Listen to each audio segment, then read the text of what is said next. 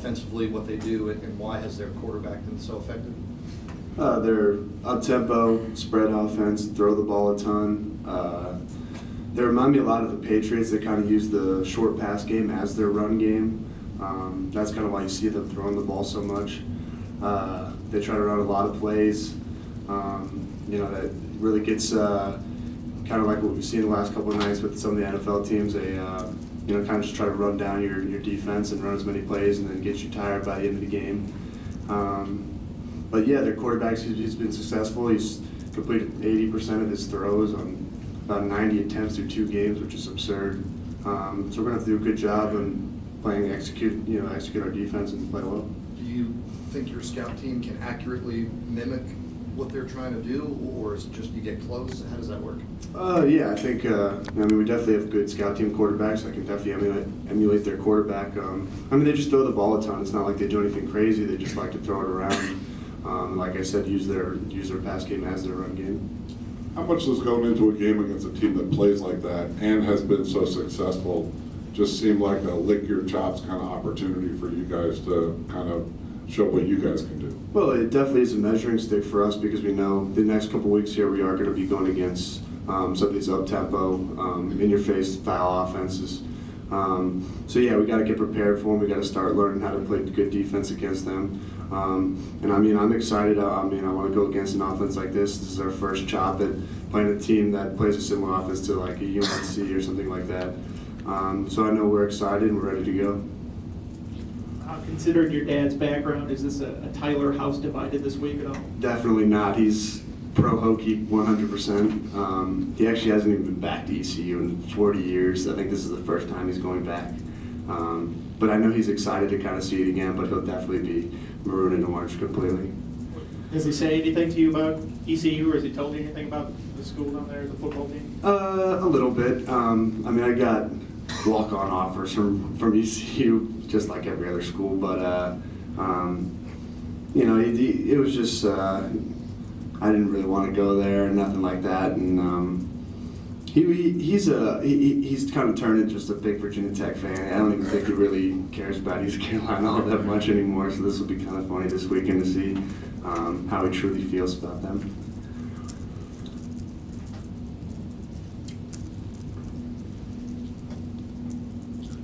How much, I know last week you played like Little Sisters of the Poor, but how much the way you guys played, how much does it kind of feel like things are getting back to where they need to be for you guys? Well, yeah, I think we're definitely making strides, taking steps in the right direction. Because Coach Foster kind of put it on us after the Alabama game that we played well last year against Georgia Tech and then kind of fell off. And that we couldn't do that this year, that we had to keep going, keep getting better every day, keep improving week by week. And he wanted the leadership to, kind of take control of that and make sure that it happened. And, the first 2 weeks I thought we've gotten better both weeks, and this week we're going to have to take another step forward and keep getting better. What do you expect from the crowd and the environment down there? Yeah, the first road game is always a little different, just getting acclimated to that process and, going to the hotel and getting ready. And also, this is, quite frankly, this is probably their Super Bowl. This is, they're a big game for them. They've, I'm sure they have Virginia Tech circle. This is one of their rivalry games. It's going to be a good atmosphere. It was a couple of years ago when we went down there, and it'll be a lot of fun to be and play with. As much as ECU does? Well, of course. As a defensive back, you always want those games where the quarterback throws a lot. They run very high-tempo offense. The quarterback's playing very well. I think he's completing 80% of his passes with 0 interceptions. So, we go into this game licking our chops. Defensively, we're going to make up a game plan that's going to fit this perfectly. So, we come in there with high expectations, and we're going to come out with how we play, and we're very excited for this game. Jack also mentioned they use that short passing game like a run game. How much pressure does that put on you guys tackling-wise in the secondary? It puts pressure on us, but we play very well under pressure. Like I said, our game plans are always just right. So we're gonna limit the short passes, and we're just gonna make them throw it, any other way. And we're gonna play our game. And Coach Gray and Coach Foster, they're gonna come up with a game plan for us, and that's going to fit us perfectly, like I said, and we're just going to go out there and play. Back in the room, Jason. Hey, Brandon, kind of going with that. I mean, this is something that happens about every year where there's like a stretch where Tech seems to go against these high octane offenses and stuff. But is there anything differently you guys do as DBs to prepare, especially when you go through like a stretch like this where there's team after team of this kind of offense? Not really. We do a bunch of ball drills during the week.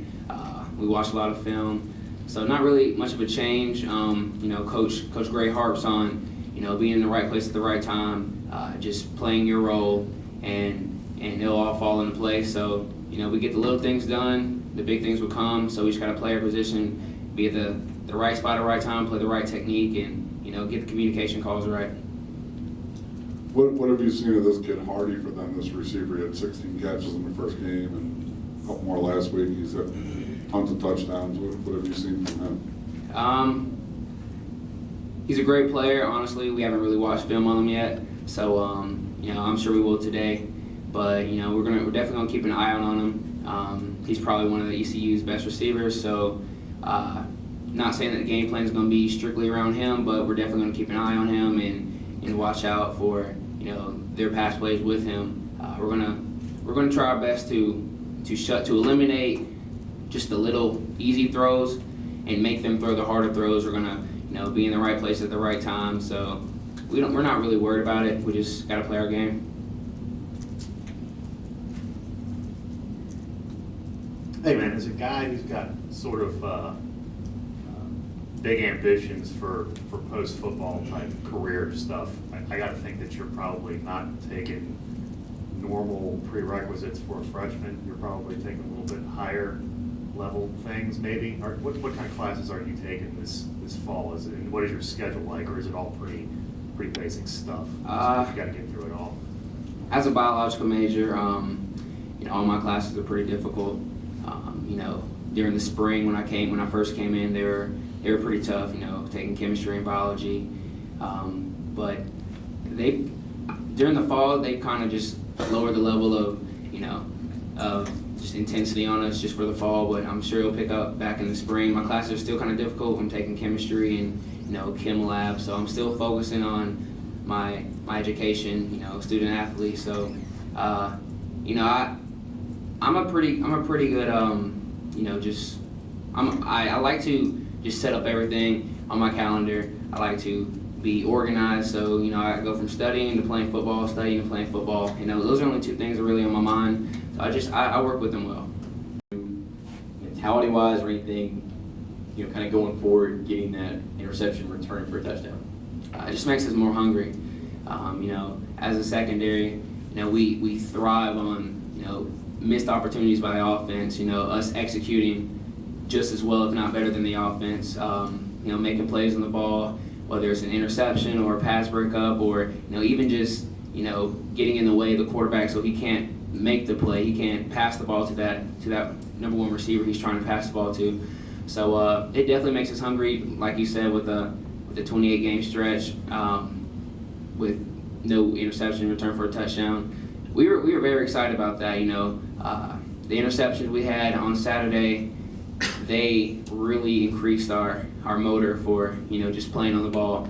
So we're definitely going to go in here with their high tempo offense, and they like to pass the ball a lot. So we're definitely going to be focused, and we're going to be ready for it. I ask you about your ankle every week. It looked like you kind of tweaked it in that game. What happened there, and how are you feeling right now? Yeah, I tweaked it a little bit in the game. I think somebody just rolled up on it again, but it wasn't nothing major. I feel like I can bounce back from it and be ready for Saturday.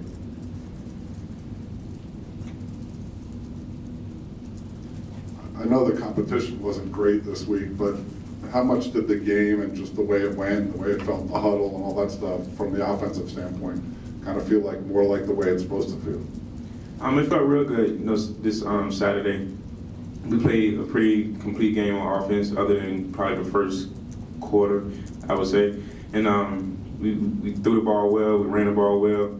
The offense played pretty well together overall, and I'm just pretty excited about the offense going forward. Did something happen after the first quarter? Did you guys get together and somebody say something, or just start clicking? It just started clicking, I think. it's kind of hard to get up for, Western Carolina and it being a 1:30 game as well. We came out kind of flat. We had to, get going. So that's kind of what played a big part in it. Back in the room to Jason. JC, was there any kind of rustiness or anything at first since your first game back? And what was that like getting out there at first? I mean, was it any adjustment or anything before you kind of got going? No, I wouldn't say so. I think my first carry was I made a pretty nice cut. I had a 6-yard gain or so, and I just felt like I've been practicing all along. And I was able to make a couple good runs and make a couple good cuts as well. So I felt pretty good. How do you see the tailbacks being used in the pass game? I'm not talking about protection, I'm talking about going out in routes. And who are the better receivers in your running back room? I know, Logan's making a big emphasis, and Coach Level is making a big emphasis as well to, hit the checkdowns and, splitting us out wide and, running a few routes as well. And me and Chris Mangus, we do a very good job at, doing those two things and, splitting out wide, going out into the slot. And catching out the backfield as well. Trey did a very good job, catching a few balls as well out the backfield. So all three of us can go out wide and catching the slot as well. So I wouldn't say anyone's over top of each other. And when you said you tweaked the ankle, was it the left with the high ankle sprain? Yes, it was that ankle. Yes.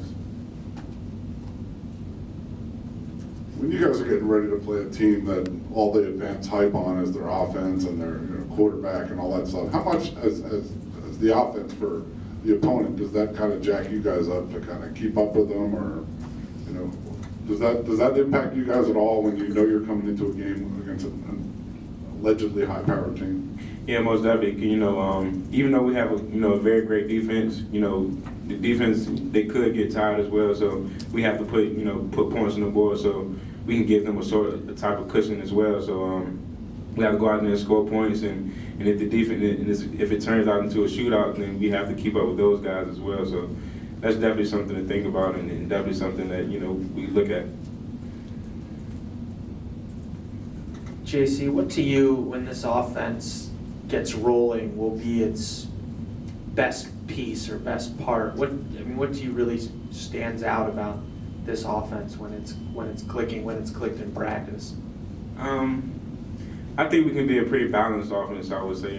Because Logan, when he's hitting on all cylinders and the receivers are catching all the balls, then we can be, a passing offense. And the running backs, we've showed, Trey has been showed in the Alabama game that he can do what he do, and I've showed flashes of what I can do as well. And Chris Mangus showed in this past game what he can do too. So I feel like we can be balanced, and we just, confuse teams, and, maybe one week we'll be a running team and the next week we can be a passing team. So